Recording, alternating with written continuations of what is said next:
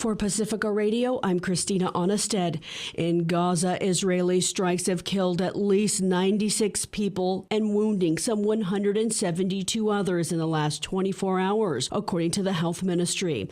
This as ceasefire negotiations continue.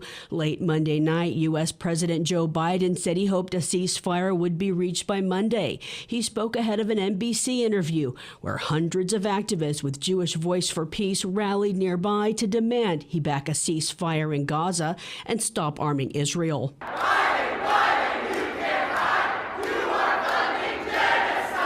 Negotiators from the U.S., Egypt, and Qatar are working on a ceasefire deal that would see some hostages released in exchange for Palestinian prisoners being released and a 6-week halt in fighting.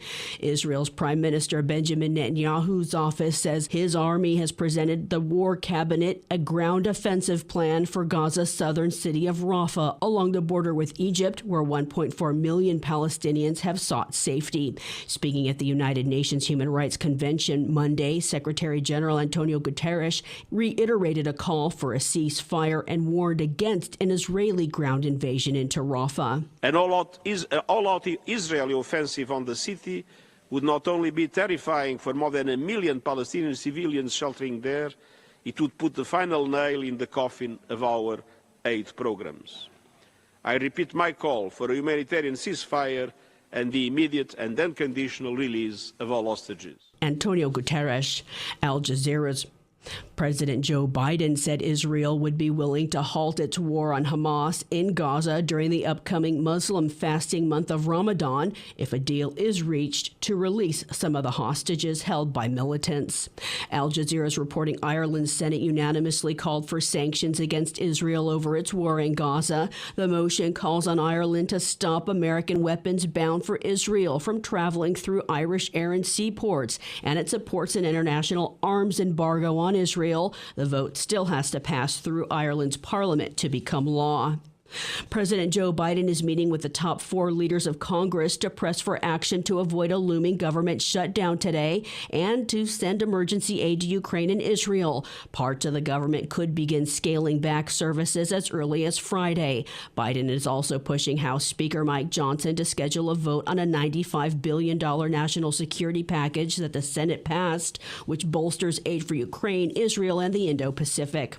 The presidential primary takes place in the swing state of Michigan today. Some Democratic voters are pledging to vote uncommitted to let Biden know they're unhappy with his support of Israel's war in Gaza in the wake of the October 7th Hamas attack. Former President Donald Trump is expected to win over rival Nikki Haley. Meanwhile, both Biden and Trump will campaign along the U.S.-Mexico border this week. Farah Siddiqui reports. White House Press Secretary Karine Jean-Pierre says in his second visit to the border, Biden will again stress his frustration that congressional Republicans killed a hard-fought bipartisan border compromise. He wants to make sure that he puts his message out there to the American people so that they know. They know that what we tried to do with the Senate in a bipartisan way, a border security deal, and obviously a deal that deals with the immigration system, and we tried to get that done. I'm Farah Siddiqui for Pacifica Network and Public News Service. The U.S. Supreme Court heard arguments Monday in a pair of cases that could change the nature of free speech on the internet.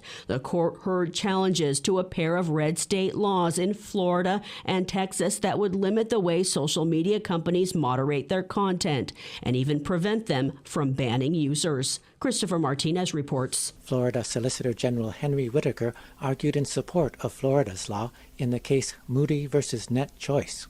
The platforms do not have a First Amendment right to apply their censorship policies in an inconsistent manner and to censor and deplatform certain users. He says social media companies are like telephone companies, common carriers that take all comers and do not create or edit the messages they carry. On the other side of the issue, lawyer Paul Clement argued on behalf of the social media companies. He took aim at the Florida law's provision barring a political candidate from being removed from a social media site or deplatformed. So that means they can't be deplatformed no matter how many times they violate my client's terms of use, no matter how horrible their conduct. An argument that did not seem to convince Justice Samuel Alito. Is it anything more than a euphemism for censorship? Clement draws a sharp distinction. If the government's doing it, then content moderation might be a euphemism for censorship.